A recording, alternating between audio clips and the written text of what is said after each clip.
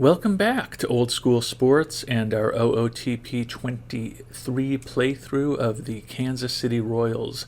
We are about midway through 2032 spring training.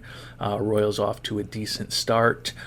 Do have one potential piece of bad news. Left fielder Dylan Cruz, who we traded for, but with the amount of money that he's getting paid, over $24 million a year for the next few years, he's really kind of used up a lot of our free agent budget that we went into this off season with, and was one of our big acquisitions, and diagnosis pending on him. So the hope is that that is not a serious injury that will fracture his season. Other than that, we just recently pared down the amount of players in spring training. I think we had 47 here. We've sent 8 of them back to the minor leagues. As I said, a little over 2 weeks left in spring training, so trying to get the players who are potentially going to actually make the major league roster a little bit more playing time over the next few weeks as we try to prepare to defend our World Series championship. And it really can't get any worse than this. Dylan Cruz, torn PCL, out for 10 months. So that is really bad.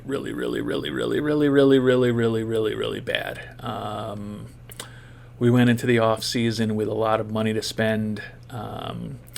We did re-up pitchers Ricky Vanasco and Bob Borgman, who balanced out our rotation, but with the losses of Sal Frelick and Jasmine Diaz, we really needed another bat for the outfield.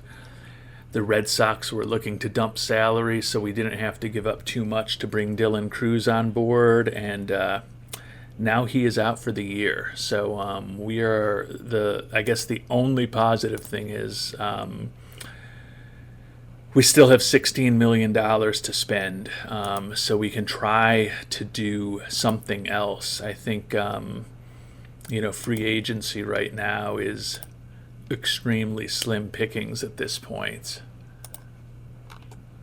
Yeah, there's no one who's all that exciting out there. I mean, it certainly does increase the chance that players like Brennan Davis, who we brought in on a contract that is a minor league contract that'll turn into a major league contract, will make the team. Certainly increases the possibility that we'll keep our Rule 5 pick, Angel Galindo, but that is going to leave a massive hole in the middle of our lineup. You can see Cruz was supposed to become our cleanup hitter against both lefties and righties. So losing him for the year before the season has even started is a huge blow to this Kansas City Royals offense here on May 6th, or March 6th, even worse. And I'm not going to lie, there's a part of me that wants to say we bail on this season even though we're the defending World Series champions, but by the same token, this could be our last year with Caleb Lagerwell, who could opt out of his contract after this season. And we just spent that. I called him Ben Borgman and Ricky Vanasco. We just brought those guys back to head the top of the rotation with Lagerwell and Graceffo. We're not bailing on this season at all. Not sure exactly what this team's going to look like with only 19 days until opening day, but we're going to see what's out there. There's not a ton, as we saw, in terms of big hitting outfielders available, but maybe there's a few more players on the trade block now than there were before.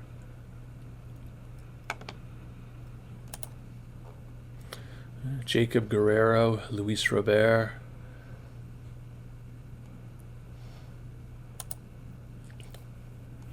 Jacob Guerrero, coming off a really good year, 28 homers and a 293 average and 417 at-bats.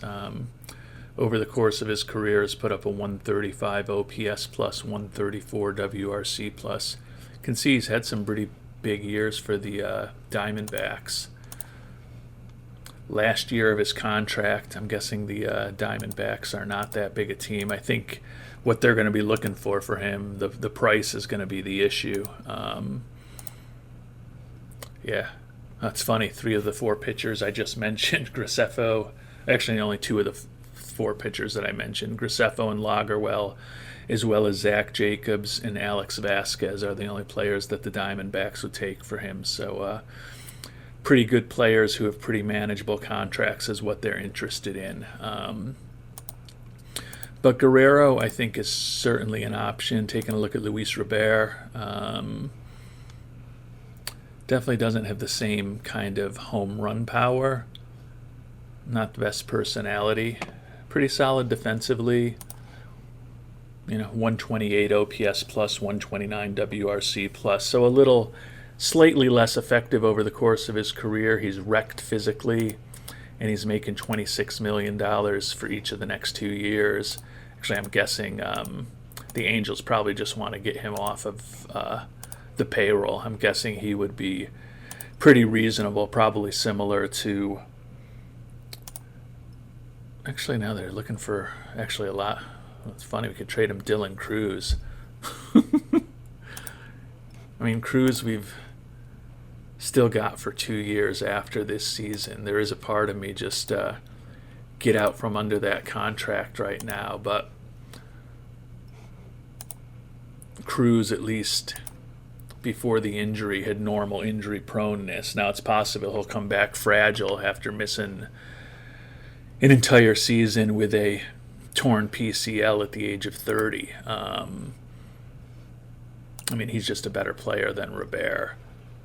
And Robert's wrecked, but we would get 2 years out of him.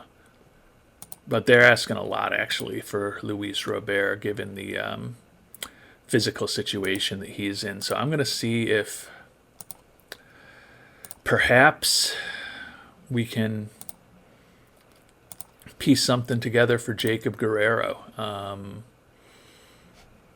I don't want to spend a ton on him, so I'm going to have to get creative with what we offer. But they're at least willing to talk.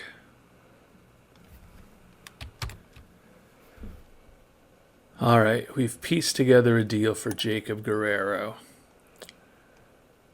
who would be a nice bat for us.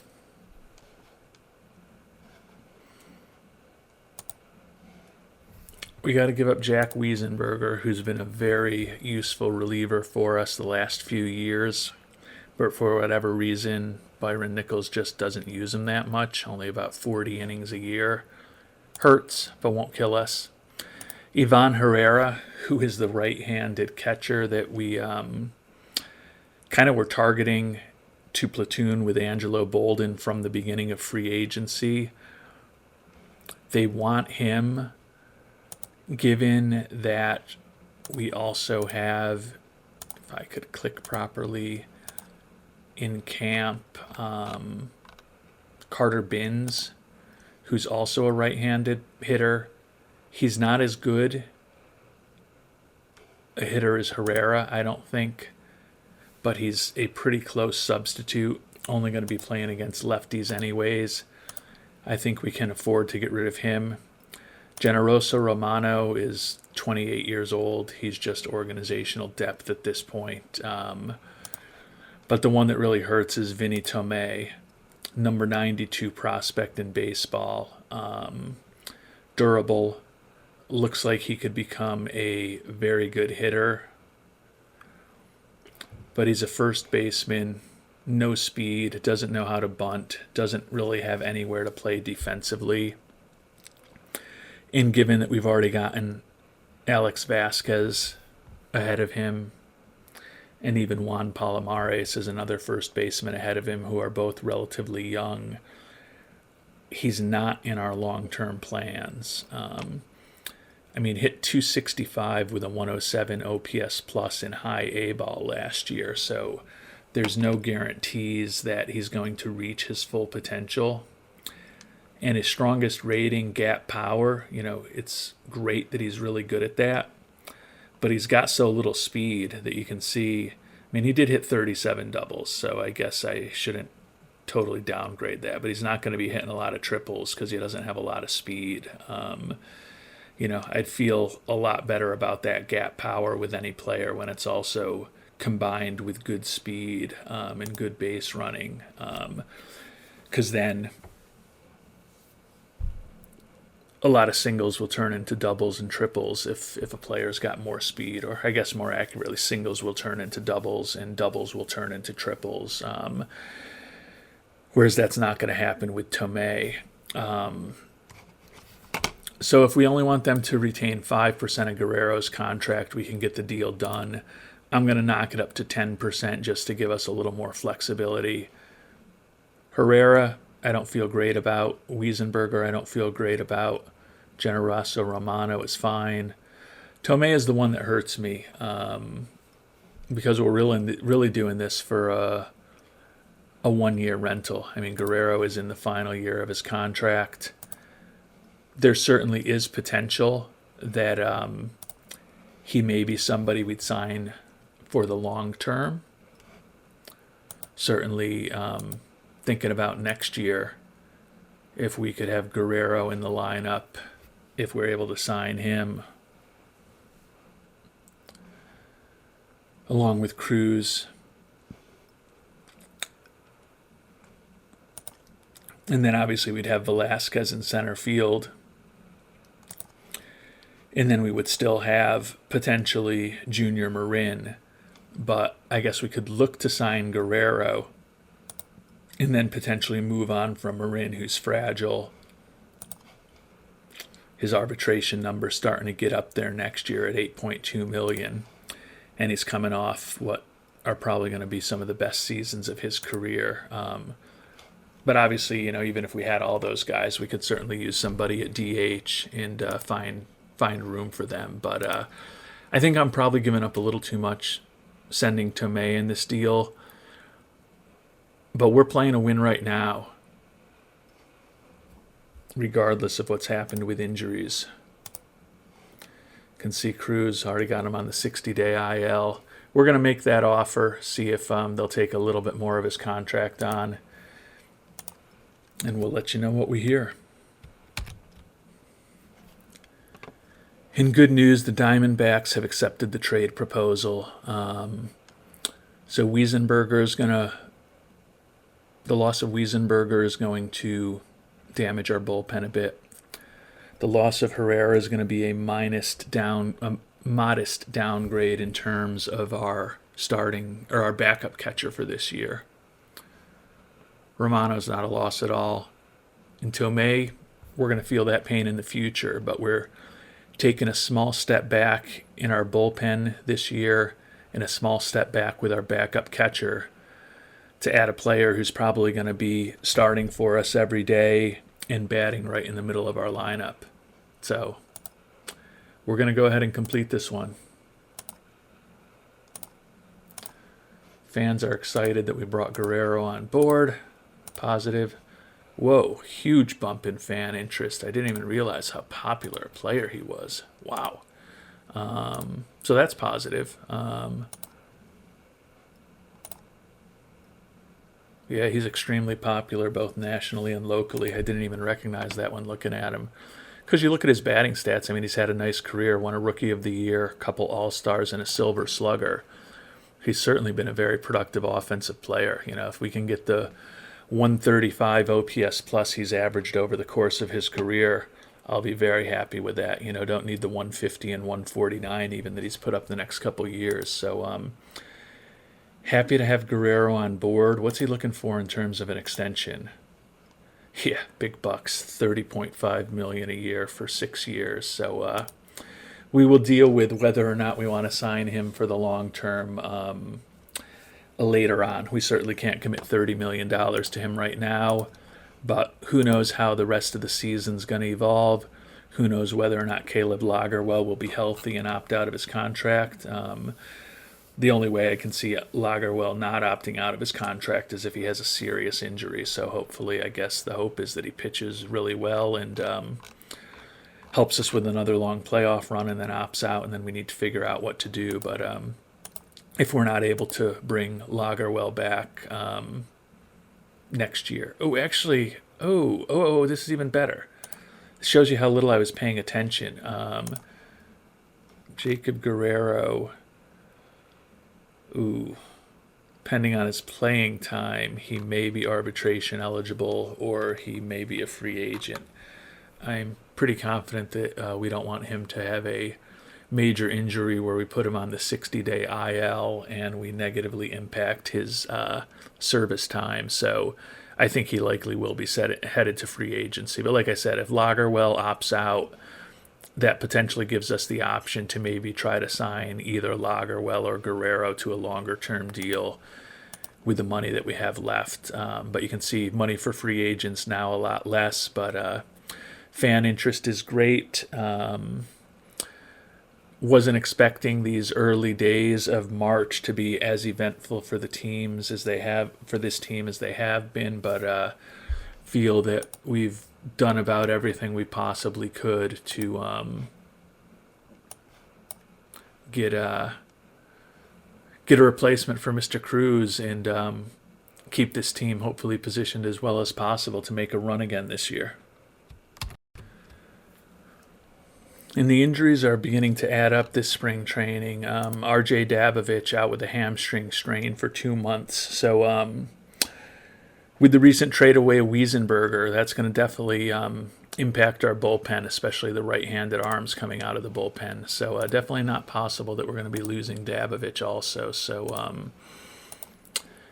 he'll hopefully be back by mid-May, only miss 5.5, 6 weeks of the season, but still obviously not optimal. Hopefully the rest of spring training will be a little less eventful than these early days have been. Well, we've made it to the end of spring training. Only one potential new injury, Reggie Crawford. We should hear from the doctors as far as his diagnosis shortly.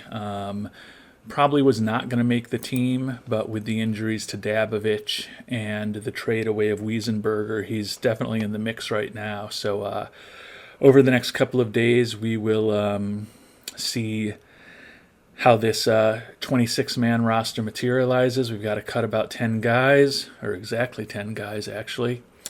And we've got 3 days now until opening day at the Twins. And with the trades and injuries, we actually only have 15 pitchers in camp right now, so getting that to 13 should be relatively easy. If Crawford has a serious injury, we'll put him on the IL, which will take us down to 14. And then it's really just a matter of which one pitcher to send down. I would think the candidates would be Jaden Woods, a lefty who was our 5th-round draft pick back in 2024. Has 3 nice pitches, pretty good stuff. Below average movement and control. Has never played in the majors yet, but certainly could get some time this year. Dylan Carter, also 30 years old, a righty, was our 19th round pick in 2023, so he's just kind of hung around for a long time. Also made it up to Omaha the last 2 years, pitched to about an ERA of 4 over those 2 seasons. Those are the 2 I think that would most likely go down. Heiselberro is also in the mix, another right-handed pitcher. He still does have option years left. He did spend a little time at the big club last year and pitched better than the other 2 with a 2.39 ERA in Omaha, so probably will keep him up. So some combination of Dylan Carter, Jaden Woods, and Reggie Crawford. 2 of the 3 of them won't make the 26-man roster. Looking at the starting rotation for this coming season, it's going to be Borgman, Lagerwell, Graceffo, Vanasco, and Zach Jacobs.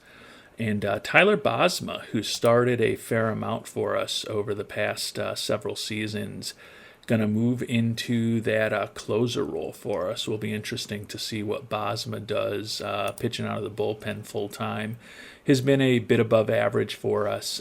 Should be even better for the 32-year-old if he's only pitching an inning or so at a time.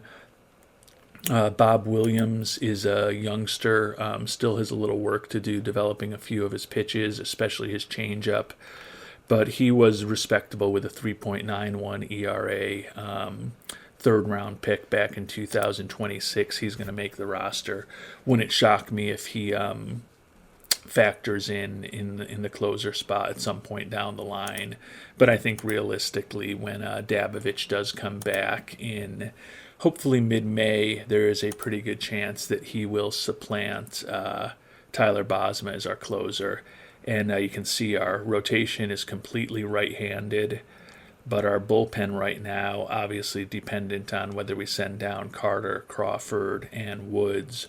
But regardless, we're going to have Bosma, Hubbard, Mackenzie Gore, Will Goebel, and then possibly either Crawford or Woods as lefties in our bullpen. So a lot of righties in the starting rotation and a lot of lefties potentially in the bullpen, which is a bit of an interesting dynamic.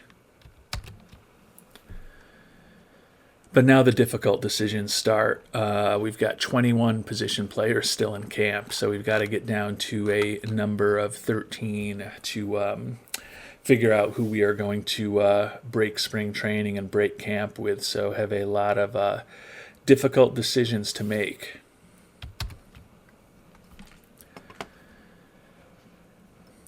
And got a decision to make here for the final player on our roster.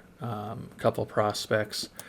Juan Palomares, who hit a 309 in 223 at-bats as a rookie last year. Outside of first base, he's not great defensively, but a real good personality, and he absolutely rakes against left-handed pitching and still is a decent hitter against right-handed pitching. He's in the mix to send down Sal Stewart, who we picked up in the offseason in a trade with the Yankees. A little more versatile defensively than Palomares. Probably not as good a hitter. Like Palomares, he has option years left. He also hits pretty well against left-handed batters, and you can see he is actually projected to be our starting first baseman over Palomares against left-handed batters. We're going to keep up Fabricio Valera, even though he's not a starter. So Angel Galindo is the other one who's in the mix. He's never played in the majors. He was our Rule 5 draft pick from the Mets. Not much of a defensive player and really doesn't have anywhere to play defensively. But you look at last year, he hit 293 in AA with the Mets, 288 in AAA with the Mets. Certainly profiles is potentially a bit above average as an offensive player, and potentially a really nice hitter against right-handed pitchers, which would be a good balance on the team between Stewart and Palomares. As good as Palomares hit for us last year, I think we're going to send him down. I know that's crazy. A guy who batted over 300 as a rookie and 223 at-bats. Why are we possibly sending him down to AAA? But Sal Stewart's going to be the one getting the at-bats at first base.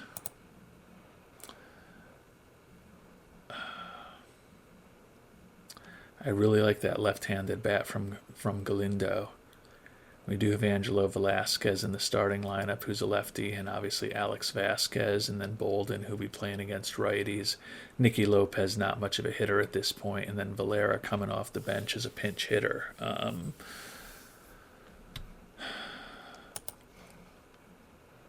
Palomares has really got a great relationship with everyone on the team. Galindo's kind of a new guy. He's also fragile. He can't play defensively. I'm going to send Galindo back to the Mets. I just can't. I can't send Juan Palomares down. So we've figured out our 13 players. Looking at the lineup against righties, Bobby Witt Jr. in third, no surprise. Brennan Davis in right, new addition to the team. Vasquez hitting third, not a shock. New addition Jacob Guerrero playing left field, batting cleanup. Young center fielder Angelo Velasquez hitting fifth and playing center. Junior Marin the DH. Angelo Bolden, with MJ Melendez gone, gets a chance to take over as our everyday catcher against right-handed pitching. Ricardo Cabrera back at second base and Nicky Lopez back at third base. The differences in the lineup against lefties: Sal Stewart takes over at first base for Vasquez, and Vasquez goes to DH. Marin goes to the bench. And then Carter Binns will be platooning with Bolden in catching against left-handed pitchers. We'll have his bat in the lineup. And then obviously some changes to the batting order, but otherwise the starters are the same. And as I mentioned, Juan Palomares and Fabricio Valera will be our guys coming off the bench. And one decision is easy with Reggie Crawford out 4 to 5 months with a shoulder impingement. So that will certainly make it easy to make one of the two decisions that we have to make with our bullpen. So that puts us down to 14 pitchers. We've got to get rid of one more player to get to our 26-man roster. Right now, righties out of the pens. Williams, Toomis, and Heisel Barrow are definitely going to be righties coming out of the pen. So do we want to go with 4 righties and 4 lefties? In which case we'll keep up Dylan Carter. If we want to go with 3 righties and 5 lefties out of the pen, then we will keep up Jaden Woods.